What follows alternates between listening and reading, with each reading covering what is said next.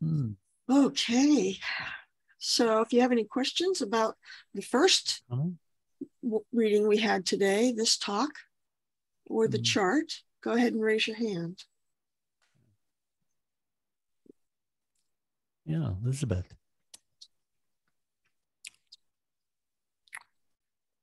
Oh, Karen Levine would like to focus on the chart for a minute.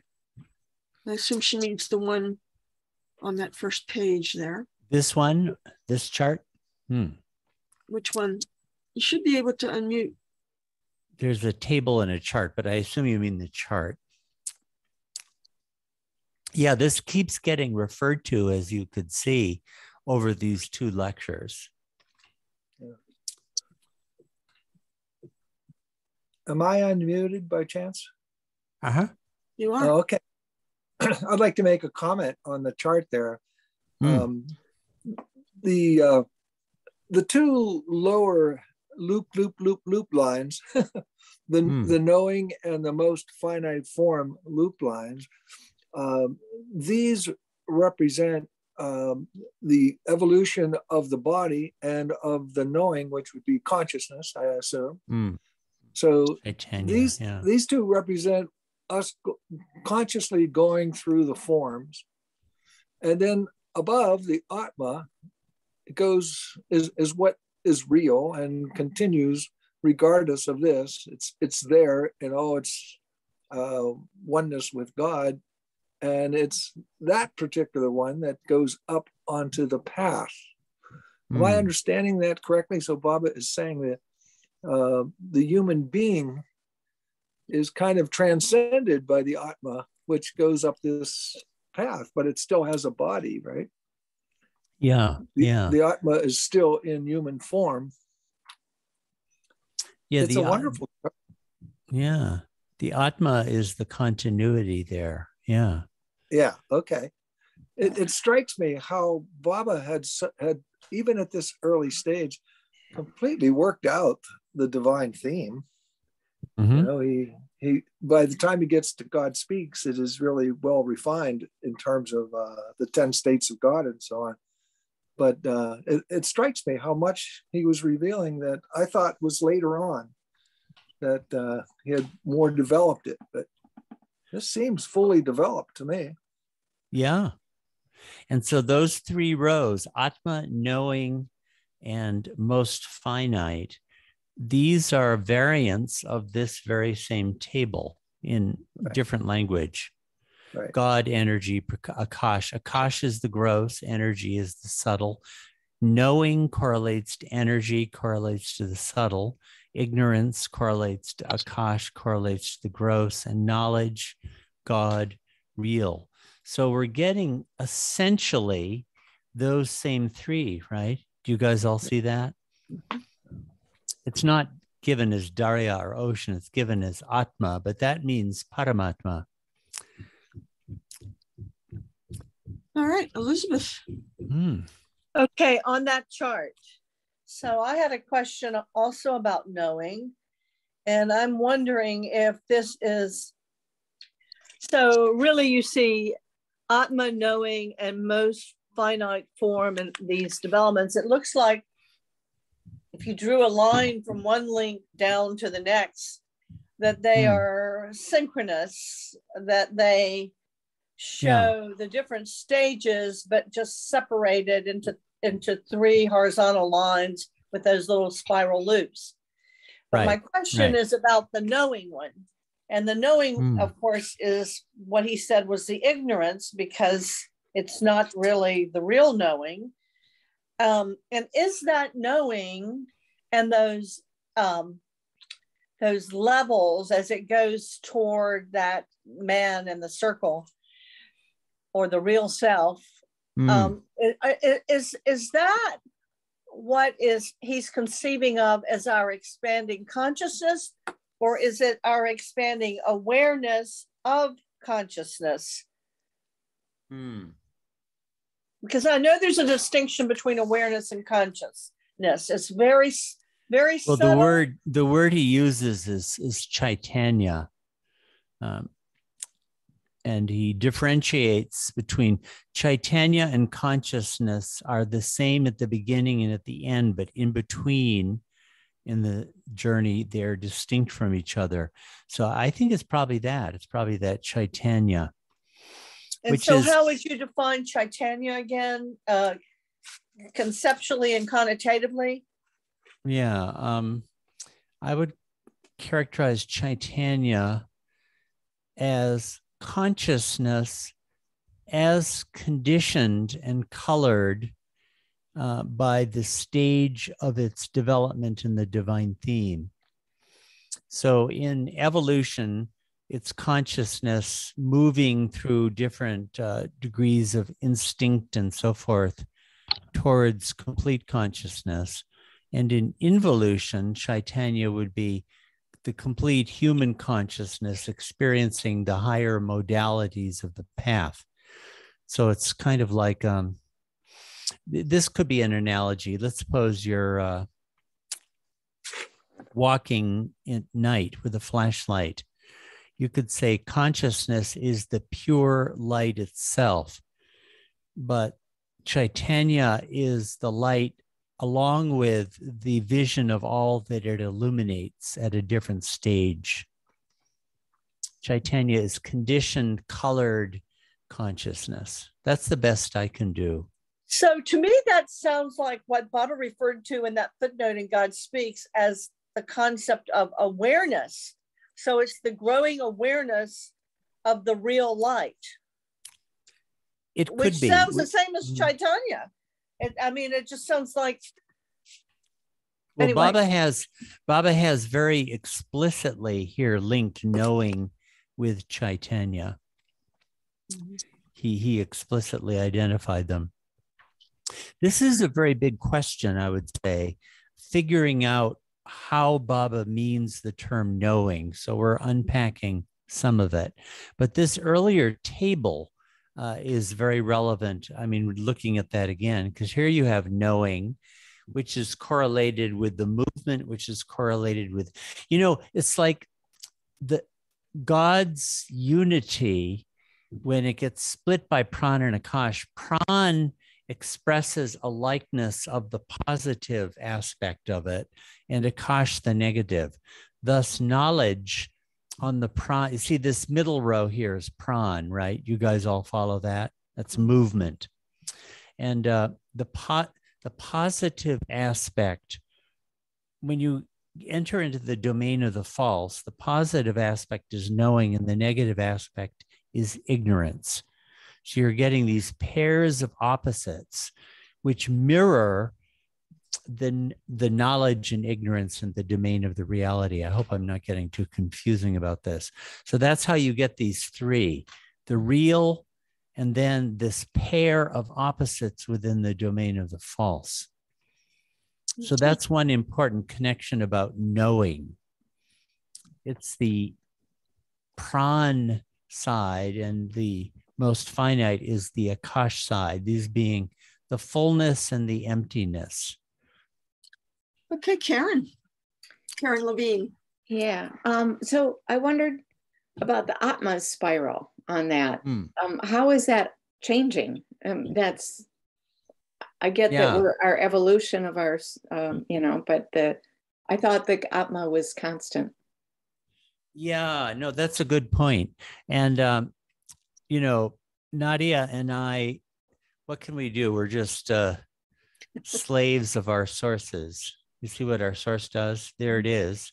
Mm-hmm. And if the source maker had asked me, I would say, make it a straight line for heaven's sakes. I know it is funny. But maybe it's just showing that these loops probably represent sanskaras.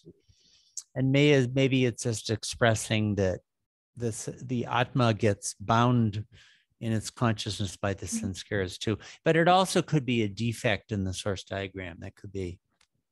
You guys all see that. I like that idea of its boundness. And also, if you think of like spinning a thread, you have the different plies, that the Atma is going with the Prana and Akash the whole way. Yes. Yeah. So what Can you wait? We have hands up yet. Can you raise your hand, Elizabeth? Ellen, sorry. Jim Wilson. Okay. I like to think, and maybe it's an oversimplification, but Baba's using the word knowing or knowledge, capital K, where it is full God consciousness. Yeah. But knowing in the stage of evolution, we are only conscious of, although we're capable of being conscious of God, we are limited in what we are conscious of. So in the gross plane, we're conscious of the universe and all its forms. And then in the knowing phase, our consciousness is evolving until we reach a point where our consciousness now becomes fully evolved so that we can now be conscious of God and conscious of who we really are. But the problem is we have these samskaras, of course. And this is the process of having to unwind all these samskaras, the reverse samskaras, to be free from that. But the knowing, in my way of liking to think about this, is what we are actually conscious of. Is that an oversimplification or? No, I think that's good. Yeah. Okay. That's what Chaitanya seems to designate. Yeah. Consciousness as we experience it at various points in our journey. Yeah. And what we are conscious of or aware of is that flashlight that you just talked about.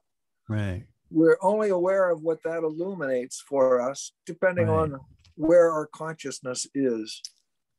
But consciousness is the overriding thing. There's nothing but consciousness in a sense. You know, I'll just show you a flash ahead where we're going to come to this again. I hope I can quickly find it. Yeah, this one. This shows do you all see it? Page 272. Can you expand it? Oh, there you go. Yeah. Can you focus on the chart? Yeah. Okay. There we go. So mode of knowing, I think that amounts to Chaitanya. So this shows the qualitative change that Chaitanya undergoes. So this helps to illustrate what Chaitanya is and its relationship to consciousness. So it's finite instinct, and it comes as intellect in human form.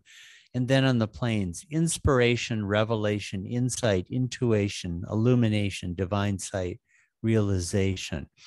So that's the line of Chaitanya, which I think is probably closely related to this knowing thing that we're looking at. So that's a jump ahead. Ellen, Van Ellen. You need to unmute. Oops. You need to unmute. There you go.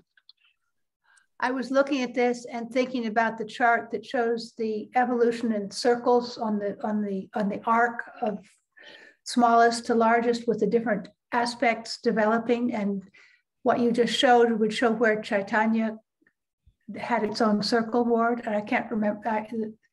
Is this an earlier chart? This is the chart that Baba gave out in Mandali Hall, and it's an infinite intelligence with the development of the souls. I can't. My brain is doing the dropping things thing. Where the soul there only starts with smaller circles and then develops different aspects as it goes along. The chart that you just showed hinted at that the Chaitanya doesn't appear until you get to fish. Yes. But that if these three are the ones that persist from the beginning, well, to some extent, because that didn't show knowing until fish. But anyway, I was thinking of these as being three aspects of the individual Atma. Not Atma, but individual. The Jivatma. You could say the Jivatma. Jivatma. Yeah.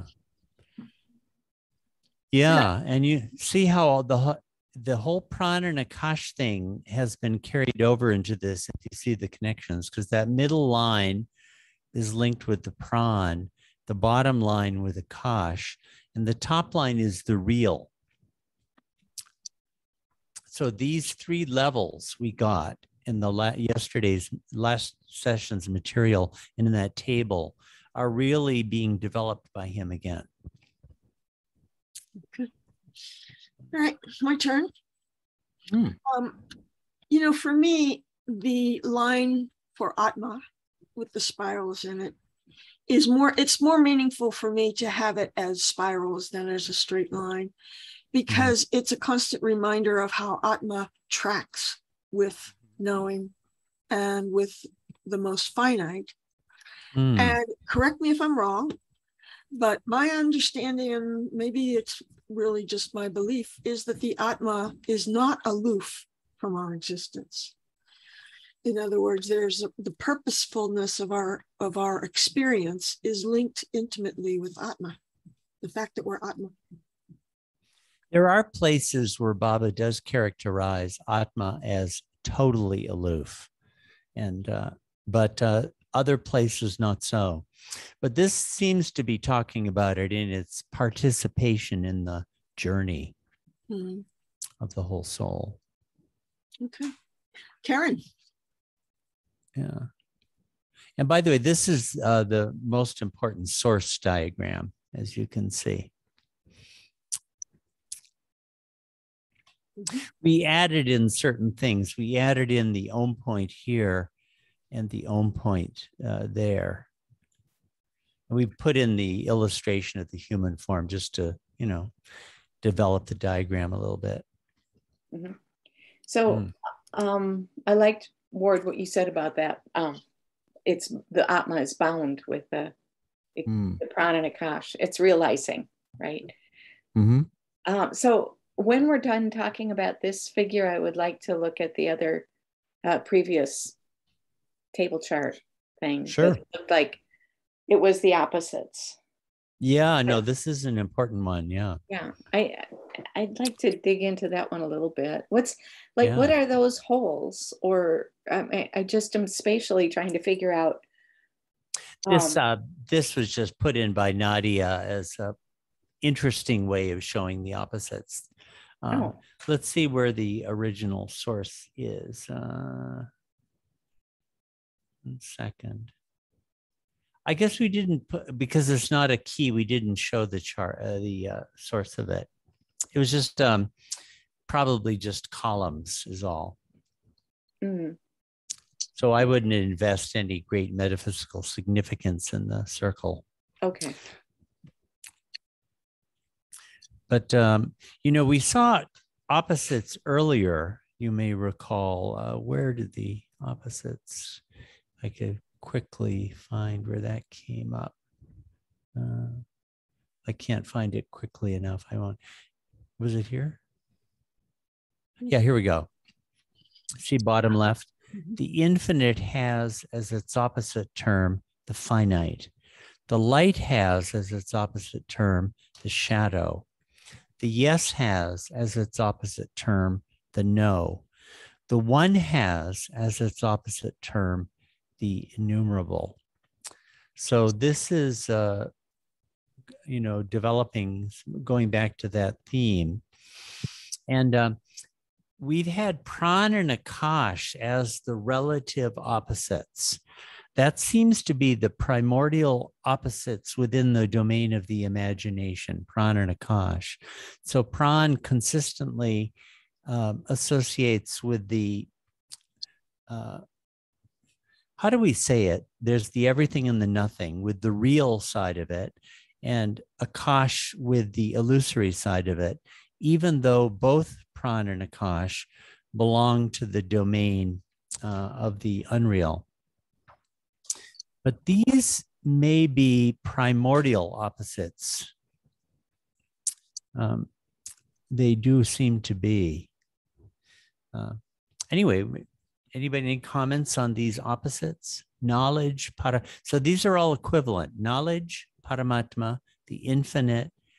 Do you know the word Nirakar? Akar is form and nir is without. And sakar, sa is with, and kar is, akar is form. So with form, formful. And darya, and this is an interesting one. Darya is contrasted not with bubble or drop or anything like that, but with form or hollow space. So form and hollow space are correlated. Isn't that a curious one? Yeah, Nirakar and Sakar appear a lot in infinite intelligences. Big terms. Yeah. Right. Big terms there. Yeah. Elizabeth. Okay, so replying to Ellen's question about the loops, you know, in God Speaks, those loops are shown and explained in chart 9 on the divine theme. And right. You can see they go in two opposite directions. And then he displays it differently in chart 10 by showing, I think it's the red that shows the level of consciousness and the expanding consciousness. And the footnote I was talking about is on page 104 of the second edition, 1973 of God Speaks. And it reads, before attaining human form, there is consciousness, but not awareness. In sound sleep, there's neither consciousness nor awareness. Till the sixth plane, there is awareness. In the seventh plane, there is only consciousness. So it seems to me that Chaitanya has to do with this awareness concept, very similar to what Jim said earlier and probably other people, and that the consciousness is like complete, full consciousness. Would you like to comment, Ward? Yeah. Probably trying to work the relationship out with awareness is too hard for us because we don't have God Speaks here. But the point is noted. It could be. I know Kitty would talk a lot about awareness, and she kept, every time I saw her, she would ask me what I thought awareness was. Could be. But the term we really get here is Chaitanya. Yeah, so I guess I'm reluctant to try to go too far into that since we don't have the God Speaks book available here. If Ward, if I could make a comment, you know, for some of this,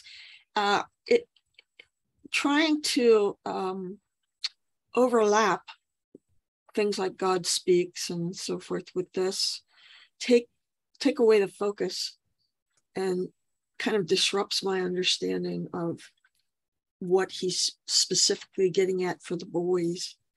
So, you know, I know it's kind of a chore to pull that together, but also I don't find it useful at this stage until I absorb the material from the book. Anyway. These are certainly directions that study is going to go. At something like Mehran or one of these workshops, we could pull up all the slideshows and try to work these things out more fully. And as we go along with learning more about the book and actually getting the book, then we can undertake things like that. I'm really sorry you guys don't have the book. I mean, like where we have to keep flipping back to see this chart. It's so annoying. When you have the book, it's easy. It's also hard on Zoom because you can't share both the charts and the text at the same time. Like those kinds of restrictions. But anyway, we'll do the best we can. I see Marian Lucia has her hand up. Is it Lucia or Lucia? Lucia, Marian. Lesia is how Dennis pronounced it. Thank you. Yes, my question is, Ward, in figure 12, is the most finite knowing and Atma paths, do they run concurrent or one after the other? No, I think those are different levels of the structure of the Jivatma. So as someone was pointing out, these if you go horizontally, these are all different parts of the same Jivatma at different stages. So like 3 stone would correlate to knowing at that stage and Atma at that stage. So there's a horizontal movement right to left, and those are the 3 levels of a common structure of the Jivatma. So do I understand you correctly? So wouldn't that be that they are running concurrently? It's just the different levels of experience? They are, right. Okay, right. Great. Thank you. It's one single movement, evolutionary movement. Okay, thank you. Mm-hmm. Mm-hmm. Okay. Ellen Van Allen. I want to call you Alan Van Ellen for some reason. I just can't help it. But go ahead. You're doing an ulat on her, reversing her. I've been called worse, Cassandra. So the Ward's response to Marianne's question gives the is the reason that I brought up this chart, which shows the different components of the Jivatma. And because I was concerned that the 3 lines could give the impression that these were 3 separate processes, and whereas no, they're not. Thank you. That's why I brought it up, Cassandra.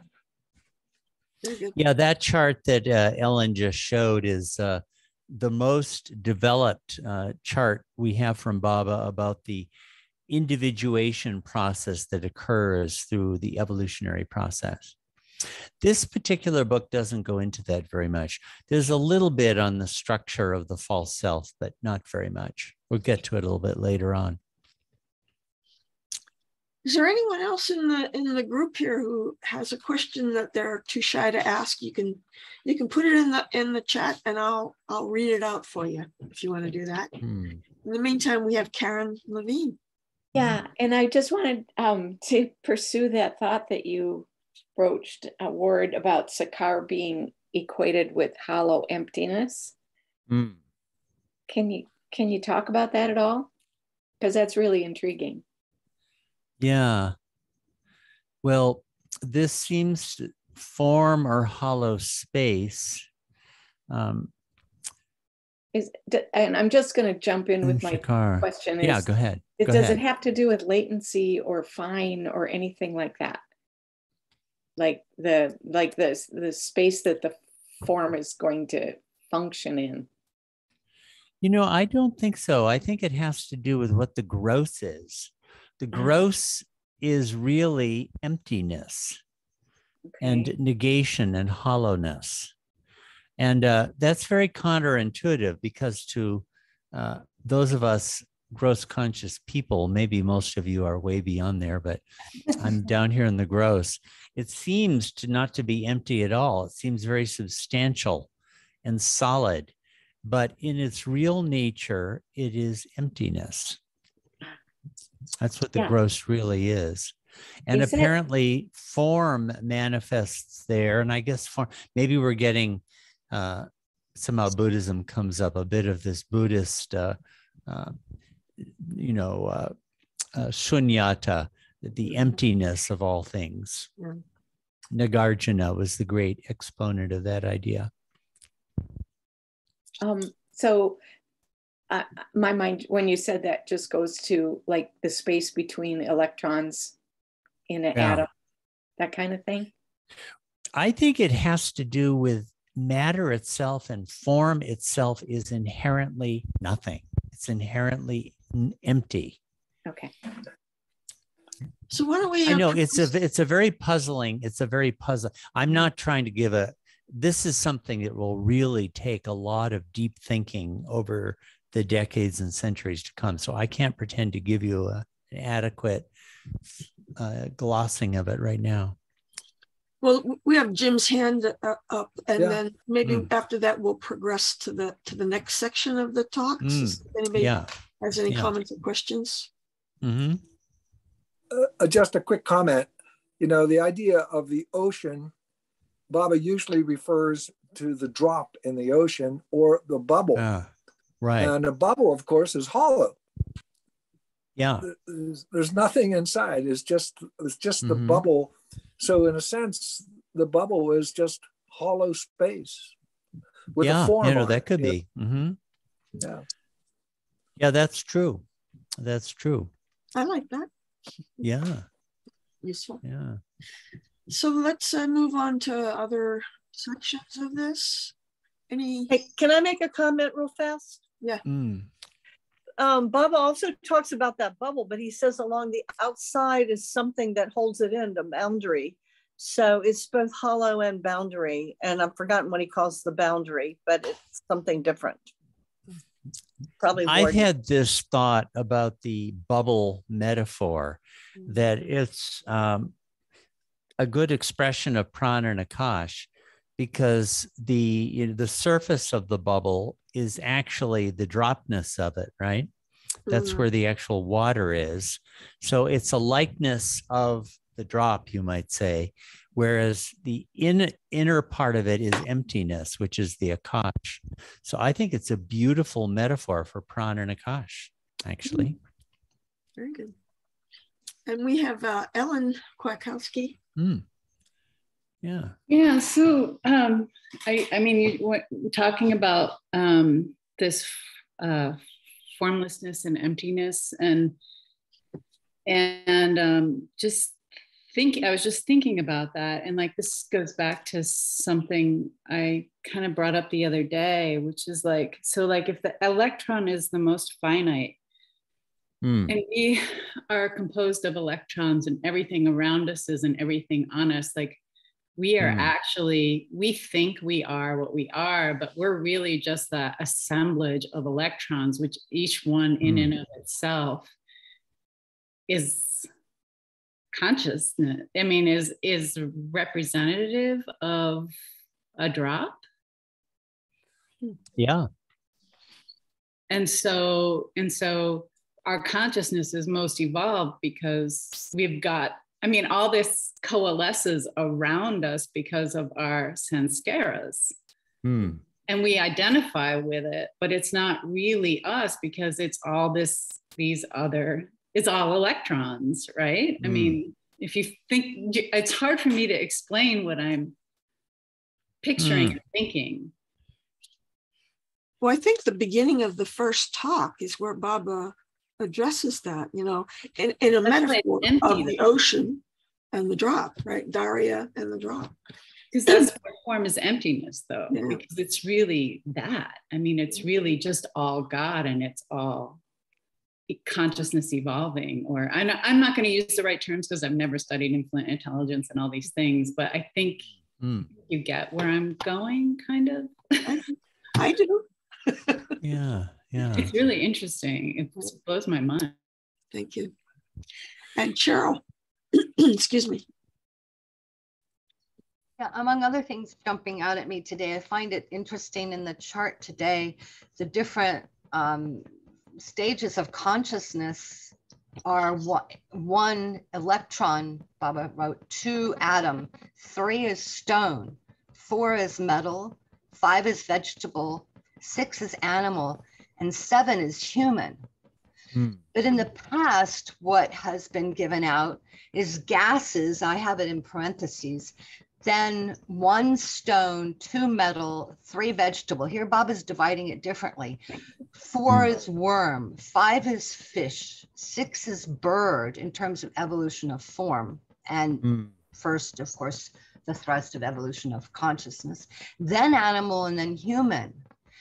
So it's really interesting. So I was just wondering, Ward or anyone, if you could make a comment. So is electron equal to gases? But I don't think so, because that's a more complex. No, I don't think so. Yeah, I don't think so, because it's more complex arrangement of electrons to create gases, but just found it interesting. This is not following the 7 kingdoms of evolution that he's given in other places. Right. You know, when the book is actually available to you, let me just show you the part of it that really goes into this a lot. This is in the supplement. Sorry, I'm having to scroll through pages because, all right, here we go. Yeah. themes and textual cruces in the story of evolution. This goes into all sorts of questions of evolution, like the one that you're mentioning. Treatment of the kingdoms of evolution and the transitional species that are often in our culture called Barzaks, goes into that. It also goes into the 5 turns. We haven't reached that yet, but we soon will, where the human form undergoes 5 turns. And so this goes through this text, and also God Speaks and Mere Message and Ramju's book in 1933 and Ghani's rewrite of it in the Meher Baba Journal. So this is a very, by far the 4 elements, they're relevant to evolution too, as we'll soon see. So anyone interested in this, I would really call your attention to that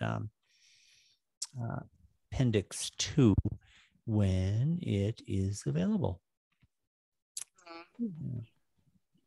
And at one point also, Ward, you went ahead to a chart ahead, and not this one, but not the previous one, which we keep seeing, but there was one you scrolled ahead, and there was something in there I wanted to write down.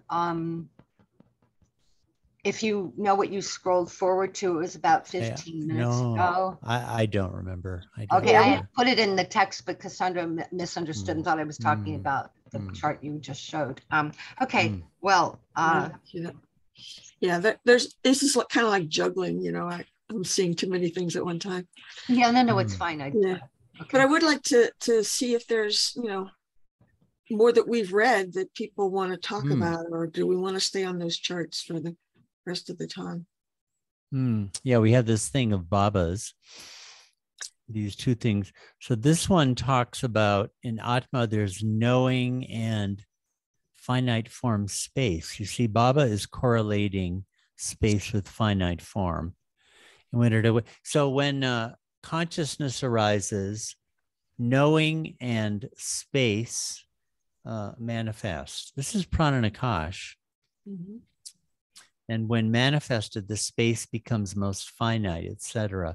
So all of this is, I mean, clearly, this is where Baba wrote this out, actually, in his own handwriting. He's writing in very quickly in a very abbreviated kind of condensed form. Space is opposite to Darya, right? And Darya is ocean. So he's making those as opposites. Again, it's kind of and space is Akash or Pokal. So finite is equal and opposite to infinite, opposite to the infinite. Finite and the infinite means that they're the pairings here. Atma is infinite, so naturally the first form is most finite. So Baba is explaining here why it is that the first form is opposite to the infinite Paramatma. This is contrariety in God Speaks, you know, that whole theme. Yeah. And, you know, I got to tell you, Ward, just a comment. Reading Baba's handwriting is such a thrill. Hearing the words, reading them off the page, reading it from Baba's handwriting gives it a whole other level of thrill. Go ahead, Jim. Oh, I'm glad you brought this contrariety thing up, Ward, because I was thinking about that. How when Baba is talking about all these opposites, the play of opposites, there's that wonderful part in Infinite Intelligence where Baba refers to the darkness as the very existence of the light. And I think this is true of all the opposites. It is through the opposite that we get to know the real. You know, that, I mean, how could you know pleasure if you never knew pain? That kind of idea. So all of these opposites that appear in duality are necessary. Ignorance is necessary for our enlightenment and all these various things. We don't tend to think of it as something that's actually, although it's a negative, is actually helping us to arrive at the other side of the, you know, you were saying about going from 1 to 2, but then you have to go from 2 to 1. You know, right. Eventually we have to be 1 again. So these opposites are a wonderful clarification of what we are going through in this journey of ours. The opposites spread the universe of experience for us. Right. Otherwise, we would be just confined to a single point and couldn't experience anything. Opposite spreads it out. And when we hear about the everything and the nothing, well, we are not in a position to know what the everything with the capital E is, but it's through the opposites that we get an idea of it. So prana and akash give us, within our false imaginative domain, our experience of what God and the nothing are. Yeah, spreading it out like in my pizza dough theory. I'm sorry. It kind of ties in too with the idea that we were talking about earlier, how the swirl of the Atma, which is eternal and so on, relates to the idea that we are really dreaming. You know, the Atma is not affected by the dream, but the Sakar aspect is affected. But we can recognize that after we have a dream, we realize nothing really happened. We were just dreaming it. And that's kind of what the Atma is. He's just dreaming along till he finally wakes up. Till the tiger comes into the show and wakes up. Yeah. All right, Elizabeth. Ward, you talked about this a little bit. I have a hard time with the idea that the Akash, the Pokal, the nothing, is related to form and gross. How can something of nothing be form? It seems very paradoxical, contradictory, doesn't make sense. It's totally irrational. So I would love insight into that. Yeah. Well, he definitely has said that. It's also in the Tiffin lectures. In fact, he correlates emptiness with matter, of all things. I know it's very counterintuitive to gross conscious people. Well, you know what worked for me was that the one we're going to get to later, where he draws the circle, and at the ends of the circle are the opposites, rather than being in a straight line. They're right next to each other. But that is like the chat. That's just like the vastness of our lack of being able to comprehend is contained in that little space between the two. Yeah, you know, this is a question we can keep alive as we continue to read through all of it. I know it is very, it's a paradox. It's very paradoxical, but it seems to be fundamental. Baba is associating the gross with emptiness and also with form. And let's keep this question alive as we continue to read through the book. I think maybe it'll help. So related to that, then the concept of the void must come into play. The void. Like in the beginning there was a void, and when you're in the beyond state, there's some discussion of that. Well, Baba in God Speaks uses the void there. I don't think that's the same thing as the hollow or pokal, because the hollow or pokal is not the infinite nirvana state. It's the part of a pair with prana and akash. Yeah. Well, before we run out of time, can we move ahead a few pages and see? Yeah, we do have this whole second lecture. And in the second lecture, Baba really starts explaining evolution now and the evolution of consciousness. He seems to be focusing on, he doesn't use the word consciousness, but the expansion of knowing, the expansion of, from most finite to finite. He gives that analogy of looking through the a piece of cardboard through holes of different sides. Some of you guys remember the eye and the lion in Infinite Intelligence? It's the very same idea. It's exactly the same idea. So now he's starting to talk about how consciousness expands, and he brings sanskaras in, actually. They start to come in. I don't think he mentioned them before. He must have said something about them to the boys, because he just brings them up as, brings sanskaras up as though they'd already know what it's about. Yeah. Knowledge in the human form knows knowing and ignorance fully. Isn't that an interesting sentence? Knowledge, you see, this knowledge is the reality of God, and knowing and ignorance are the pairs of opposites that arise from it. Can you zoom in on that word? Just Oh yeah, I'm yeah. Okay. Progressing here, evolutionary theory. At length, the Atma in human form gains full knowledge of the universe, or ignorance. The universe is ignorance. That is, the Atma in human form completely knows ignorance. Before the human form, it only knew it partially, but now it knows it completely. To repeat, knowledge in the human form knows knowing and ignorance fully. See, so these pairs of Atmas, the Pran and the Akash, the subtle and the gross.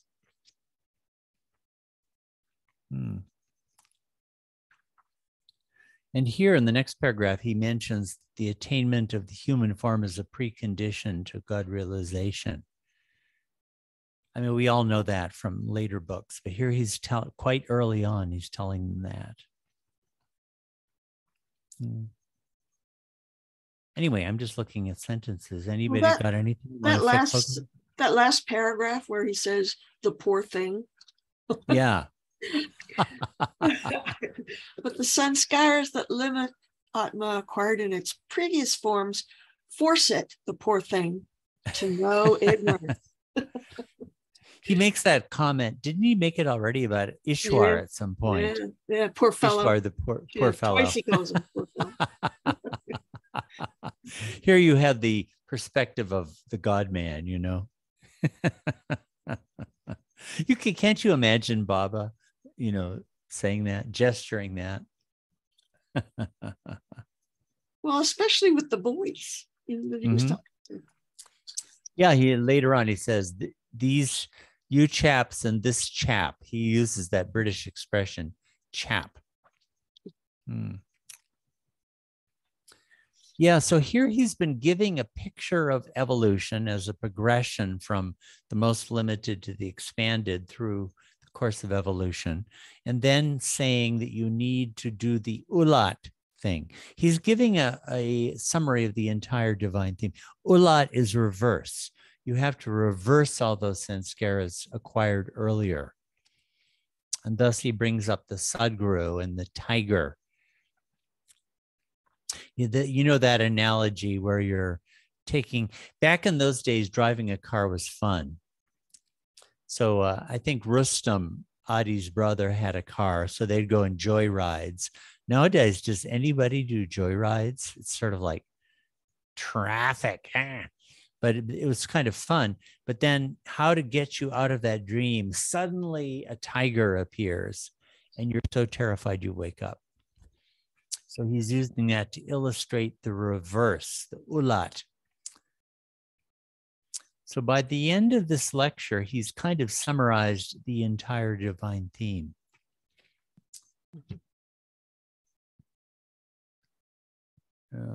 Marianne,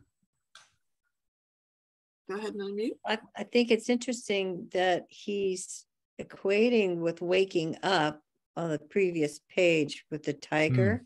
When the tiger comes into your dream and you're so terrified you wake up, that the jolt that takes you from being asleep to being awake is a terrifying experience. You know, it's not a blissful experience. It's It's not terror. a sweet kiss. He doesn't give you a kiss on the lips and you wake up. No, it's like sheer terror. That's not too encouraging.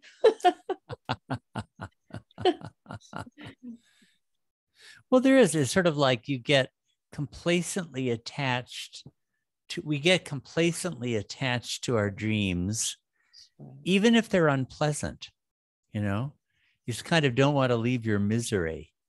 Right. You know, we human beings are like that, or our happiness or our misery. We're attached to this alternation within the dream, and there has to be something that jolts us so that we wake up.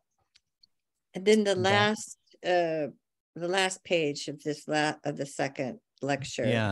Yeah. Where he talks about the payment, you know, meaning of, you know, that very powerful, because at the very beginning of the whole lecture, Baba says love. It's all about love. So he's here. It's beautiful. I mean, the development payment means love. What was the term he used? Create love. Create prem. Yeah, the very first lecture, he used the same figure about if you want to see yourself, you need to get a mirror. Remember that one? And to get a mirror, you have to go to a shopkeeper. But the shopkeeper isn't just going to give you a mirror. You got to pay. And what does the Sadguru want as payment? Love. So notice at the end of the lecture, he's coming back to this theme. He usually does it in one way or another.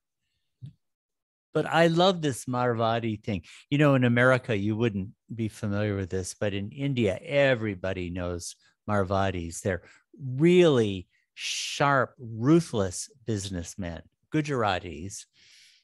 They have tons of money and they just plunder you. They don't cheat you. They're just such ruthless businessmen that you come out of the interaction without a penny left.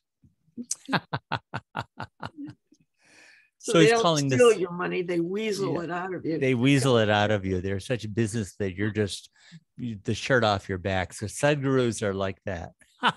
So isn't that the Sadguru's job? You know, is to take every last cent that you have. That's right. That's right. That's right, isn't it? It's like when Baba says, "Don't ask me for my blessing, or I will destroy you." But apparently, and he also says, "Ask me for your heart's desire, and I will teach you how to live without it." Wow, good. But the Marvadis do give the goods. Yeah, that's the point. Yeah. They give the goods. You gotta pay. Yeah. Well, we're kind of winding down now. Unless there are any other questions about the text, I'm going to go ahead and stop recording. Are we at the end there of the second? That was the end of that second lecture. So you notice how he's really moved. He's moved on from the Prana Nakash creation of the universe thing, and now he's really gotten to the evolution of consciousness. And we're going to get more of this. Well, I'll give you a challenge word. Yeah. Can you sort of summarize in the next few minutes the movement from the first talk up through this talk? There's a challenge for you. Very first two talks were kind of introductory in a way, especially the second one, which talked about, you know, Shariat, Tariqat, Marifat, Hakikat, the levels of the experience of truth. And I think he was sort of introducing the boys to the theoretical understanding that the journey to God is a journey to higher levels of knowledge. But he really started the series with this one, the fifth, sixth, you know, with starting to give the theoretics of the ocean and bubbles. And so he's giving a basic ontology about God and drop souls and drop souls. And then he really began to develop the ocean, wave, and bubbles metaphor in this one.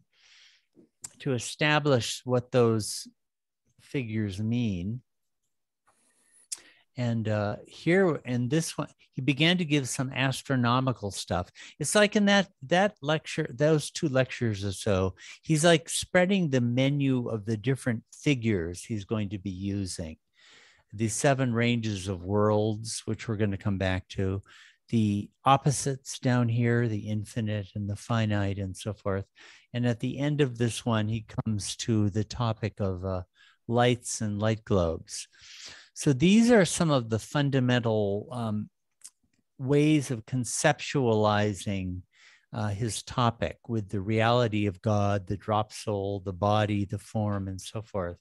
So he's kind of introducing the vocabulary that he's going to use. Then he begins to do some more of this astronomical stuff, articulating the first, the idea that a world is like a wave bubble. So we have wave bubbles and drop bubbles. That whole notion is present. But it's really here at this point in this lecture that he starts to getting into his creation narratives. Now he's given us a lot of the basic vocabulary. He can refer to those things when he wants, with movement and space. And that becomes really the focus for a bit here. This is his creation narrative, the Pran and Akash creation narrative, how they explaining how what they are and how they clash. And in these next lectures, he's drawing, here we have some more opposites on this page, but he starts to bring in, by the way, here's knowing. I wanted to show this earlier. Do you see this figure? Knowledge, and then you have knowing, and out of that, Pran and Akash and all of that. And with this one, he starts to bring a whole series of these terms into correlation with each other. The ocean, the movement, and the emptiness, the knowledge, the knowing, and the ignorance. He starts to really bring knowledge in a lot, as you saw today. God, Pran and Akash, the real, the subtle, and the gross. So there are a whole system of correlations that he's brought into connection with this Pran and Akash narrative. And today we see him starting to introduce the divine theme in these 2 lectures, the entire journey of the soul from the beginning to the end, which we didn't have before. So he's moved on in the divine theme. And okay, in the future lectures, he's going to continue developing and bringing up new topics. Well, why don't we say the Beloved's Prayer together? I see there's a few more hands, but I'm going to end the recording in a few minutes. So if you go ahead and unmute yourselves, and let's say the prayer, and then we'll take more questions.